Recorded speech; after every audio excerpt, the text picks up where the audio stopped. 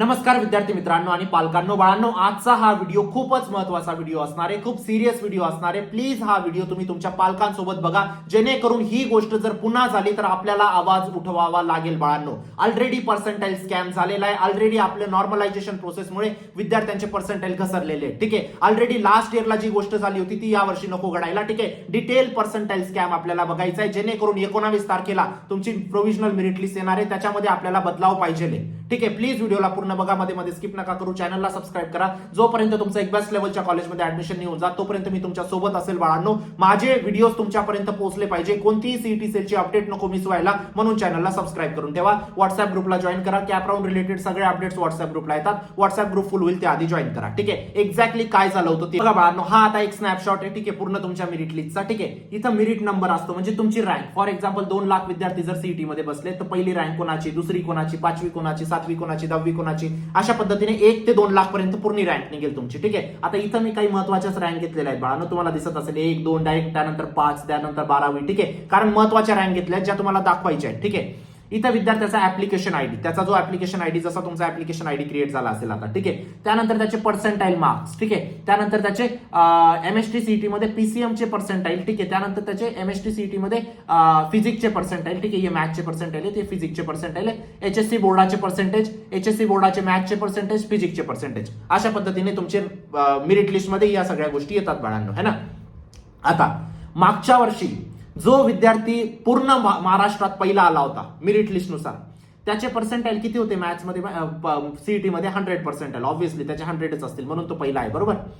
त्याचे मॅथ्स मध्ये पर्सेंटाईल किती होते, 100 होते. सीईटी मध्ये पर्सेंटाईल फिजिक्स मध्ये किती होते, 99.99. त्याचे 12वी बोर्डामध्ये पर्सेंटेज किती होते, 51.67. काहीतरी वाटतंय कुठं ना कुठं, तुम्हाला वाटतंय काही प्रॉब्लेम आहे, है ना. ज्या विद्यार्थ्याचे 100 पर्सेंटाईल सीईटी मध्ये येत आहेत, बोर्डामध्ये 50% फक्त. मी कशावरतीच आक्षेप नाही घेते, मी तुम्हाला सांगतोय, तुम्ही विचार करा या गोष्टीवरती, है ना. मॅथ्स मध्ये त्याचे 100 पर्सेंटाईल आले होते आणि बोर्डामध्ये किती 60 मार्क आलेले आहेत. ठीक आहे, फिजिक्स मध्ये त्याचे 99.9 पर्सेंटाईल आले होते, बोर्डामध्ये किती आलेले आहेत, 43 मार्क. 43 मार्क, किती, फक्त आणि फक्त 43. तुम्ही म्हणणार असू शकतो ड्रॉपर वगैरे असू शकतो. ठीक आहे, एकच वर्षात त्याने एवढं प्रिपरेशन करून टाकलं असेल, त्याच्या 43 वरून तो 99.9 ला पोहोचलाय, मान्य करतो मी, काही प्रॉब्लेम नाही, है ना. त्यानंतर दुसरी रँक बघा बाळांनो, दुसऱ्यासोबत पण तेच झालं. 100 पर्सेंटाईल दोघंकडे, फिजिक्स मॅथ्स मध्ये बी 100 पर्सेंटाईल, फिजिक्स मध्ये 99.9 पर्सेंटाईल. मॅथ्स मध्ये मार्क किती आहेत, 54. फिजिक्स मध्ये मार्क किती आहेत, 43. आता या सगळ्या रँक्स तुम्ही तशा पद्धतीने बघू शकतात बाळांनो. अजून मी तुम्हाला शॉकिंग सांगतो, ही रँक बघा. महाराष्ट्रात 18वा जो विद्यार्थी आला, त्याचे सीईटी मध्ये पर्सेंटाईल किती, 99.99. मॅथ्स मध्ये किती, 100 पर्सेंटाईल मॅथ्स मध्ये सीईटी मध्ये. आणि बोर्डामध्ये मार्क्स किती आहेत मॅथ्स मध्ये, 35 मार्क. किती, 35 मार्क आहेत बोर्डामध्ये. जर तुम्हाला वाटत असेल सर हे सगळं नॉर्मल आहे, है ना, तर ठीक आहे, काही प्रॉब्लेम नाही, मला त्या गोष्टीपासून काही फायदा नुकसान नाही आहे. ठीक आहे, माझं काम आहे तुम्हाला डाटा दाखवणं, त्यानंतर तुम्हाला विचार करायचा आहे या सगळ्या गोष्टींबाबत. जर कुठं या वर्षी असा प्रॉब्लेम आढळला तर तुम्हाला ऍक्शन घ्यावी लागेल, काही ना काही आपल्याला मागणी करावी लागेल सीईटी सेलकडे. ऑलरेडी नॉर्मलायझेशन प्रोसेसमुळे जो विद्यार्थ्यांचा लॉस झालेला आहे, नाही समजत आहे कोणाला. ज्याचे चांगले पर्सेंटाईल आले त्याला माहिती आहे की काहीच नाही, सगळं बरोबर झालेलं आहे सर. ज्याचे कमी आले ना, त्याला माहिती आहे की नॉर्मलायझेशन प्रोसेसमुळे लॉस झालेला आहे. तुम्ही म्हणणार की नॉर्मलायझेशन प्रोसेसमुळे सीईटी मध्येच का लॉस होतो, जेई मध्ये पण नॉर्मलायझेशन प्रोसेस फॉलो करतात ना, तिथं का नाही विद्यार्थ्यांचा लॉस होतो, तिथं का नाही तुम्ही काही बोलत. जेई मध्ये निगेटिव्ह मार्किंग असते, सीईटी मध्ये निगेटिव्ह मार्किंग नसते, त्यामुळेच मोठा लॉस होतो विद्यार्थ्यांचा. मी तुम्हाला ही गोष्ट पण सांगतो कसं काय होतो, है ना. बघा, 200 मार्काचा पेपर असतो विद्यार्थ्यांचा, बरोबर. 200 मार्काच्या पेपरमध्ये विद्यार्थ्यांनी सगळे जरी ए मार्क करून आला किंवा सगळे जरी बी मार्क करून आला, त्याचे किती मार्क्स होऊन जातात माहितीये, 50 मार्क होऊन जातात. किती, 50 मार्क. सगळे ए मार्क करून आला, सगळे बी मार्क करून आला, तरी त्याला 50 मार्क भेटणार आहेत. जेई मध्ये ही गोष्ट होणार आहे का, लगेच निगेटिव्ह मार्किंगमुळे त्याचे 0 होऊन जातील. आता या 50 मार्कांमुळे नुकसान काय झालंय विद्यार्थ्यांचं ते सांगतो. ज्या विद्यार्थ्याचे 50 मार्क, त्याला 0 पर्सेंटाईल, कारण तो त्या शिफ्ट मधला सगळ्यात लोअर विद्यार्थी आहे. सगळ्यात शेवटचा विद्यार्थ्याला किती मार्क पडतात ना, ते 50 मार्क पडतात.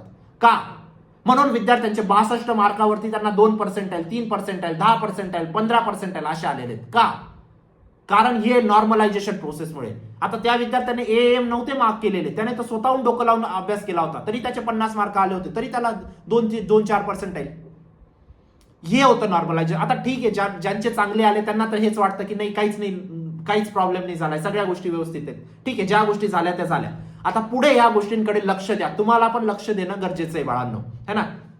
आणि हे कितीही या गोष्टी एक्झिस्ट केल्या ना बाळांनो, हे सगळ्या 4 लाख पैकी 2 लाख पैकी 2 लाख विद्यार्थ्यांसोबत नाही करू शकत या गोष्टी. पहिल्या 50 विद्यार्थ्यांसोबत या गोष्टी होतील, पण बाकीच्या विद्यार्थ्यांना योग्यच रँक भेटेल, योग्यच कॉलेज भेटेल बाळांनो. या गोष्टीचं मी तुम्हाला आश्वासन देतो, जर तुम्ही योग्य कॉलेज लिस्ट बनवली तर. आता या पुढचा सगळा गेम तुमचा कॉलेज लिस्ट वरती निर्भर असणार आहे ना. जेवढी चांगली कॉलेज लिस्ट तेवढं चांगलं. आता सगळ्यात मोठी जी गोष्ट आहे बाळांनो ते ऑप्शन फॉर्म, ते कॉलेज लिस्ट. जितकी चांगली कॉलेज लिस्ट बनवणार तितक्या चांगल्या कॉलेजमध्ये जाणार. ठीक आहे, चांगली कॉलेज लिस्ट म्हणजे याचा अर्थ असा आहे का फक्त टॉप 20 कॉलेज टाकून दिलं, टॉप 30 कॉलेज टाकून देणं, याला चांगली कॉलेज लिस्ट म्हणता का बाळांनो? नाही.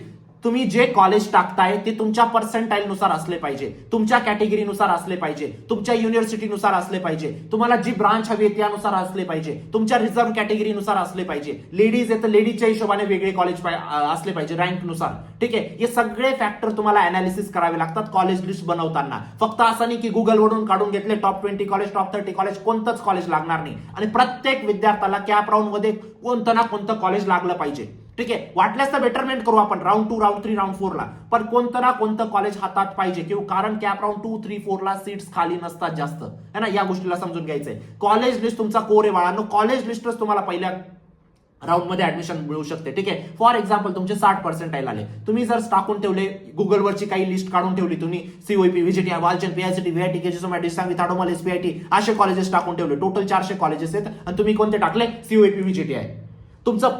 तिथं तर लागणार नाही. 60% 70% तर सीओईपी लागणार नाही. तुम्हाला जे लागणार होतं, कोणतं लागणार होतं? 50% ते 70% रेंजचे तुम्हाला कॉलेजेस लागणार होते.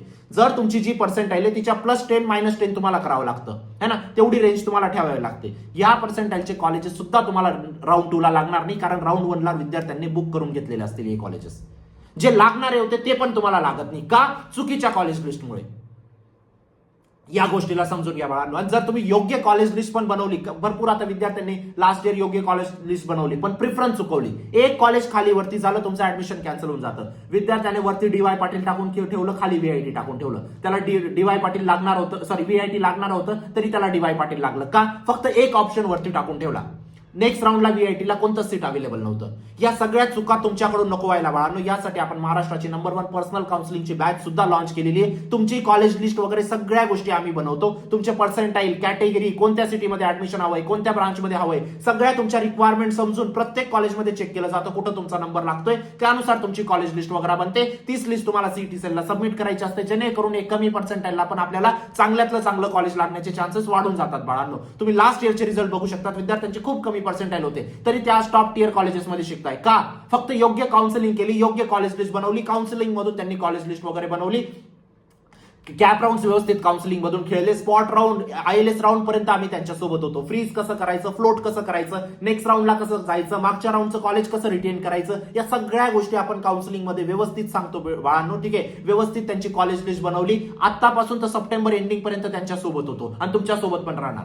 माझं असं म्हणणं आहे ना, कुठूनही काउन्सिलिंग करून घ्या, पण करून घ्या. काउन्सिलिंग गरजेची आहे बाळांनो. तुम्हाला या सगळ्या गोष्टींचं नॉलेज नसतं. ठीक आहे, कारण आतापर्यंत फक्त तुम्ही अभ्यास केलेला असतो अकॅडमिकचा. तुम्हाला या गोष्टींचं नॉलेज नसतं की कोणत्या कॉलेजचा काय ब्रांच कोड आहे, काय कॉलेज कोड आहे, या गोष्टी तुम्हाला नसतात माहीत. आणि या सगळ्या गोष्टी इथं वापराव्या लागतात, जेणेकरून एक चांगलं कॉलेज अलॉट व्हावं. कुठूनही करून घ्या काउन्सिलिंग. मी असं कधीच नाही म्हणणार की इथूनच करा, कुठूनही करा, पण करा, है ना. कारण तुमच्या समोर पूर्ण अंधार आहे बाळांनो. त्या अंधारामध्ये हात पकडून तुमचं चांगल्या कॉलेजपर्यंत पोहोचवणारं कोणीतरी पाहिजे तुम्हाला, है ना. आपल्या काउन्सिलिंग मध्ये आपण डॉक्युमेंटेशन पासून तर verification, option form, cap round 1 2 3, free, float, spot, institute management, scholarship, सगळ्या गोष्टी कव्हर करतो. स्कॉलरशिप सुद्धा जेव्हा तुमचं ऍडमिशन होऊन जातं ना, त्यानंतर स्कॉलरशिप सुद्धा आपण तुम्हाला सांगतो बाळांनो.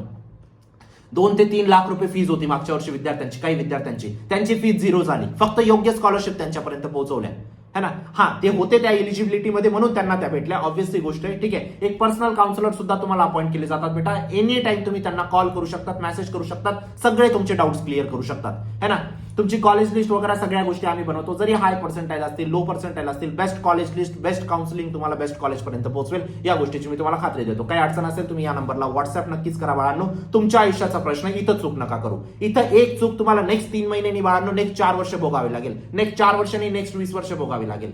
यावेळी कॉलेज सिलेक्शन करणं तुम्हाला चांगलं कॉलेज सिलेक्शन करणं खूप गरजेचं आहे. आणि मी म्हणेल तुम्हाला, जरी तुम्ही काउन्सिलिंग लावली ना, स्वतःचं पण डोकं वापरा. हे सगळे अपडेट्स व्यवस्थित ऐका, समजून घ्या या सगळ्या अपडेट्सला. ठीक आहे, नक्कीच एनरोल करा बाळांनो. ठीक आहे, 18,000 पेक्षा जास्त विद्यार्थ्यांना आतापर्यंत पर्सनल काउन्सिलिंग प्रोव्हाइड केलेले मागच्या 8 वर्षापासून. ठीक आहे, पूर्ण टीम तुमच्या सोबत असते बाळांनो. कुठेही तुम्ही फसतात ना, कुठेही अडतात, पूर्ण टीम तुमच्या सोबत असते. नक्की कॅप राऊंड रिलेटेड सगळे अपडेट्स व्हॉट्सअप ग्रुपला येतील. व्हॉट्सअप ग्रुपला जॉईन करा, चॅनलला सबस्क्राईब करा. भेटूया नंतरच्या व्हिडिओमध्ये. तोपर्यंत बाय, टेक केअर, थँक्यू.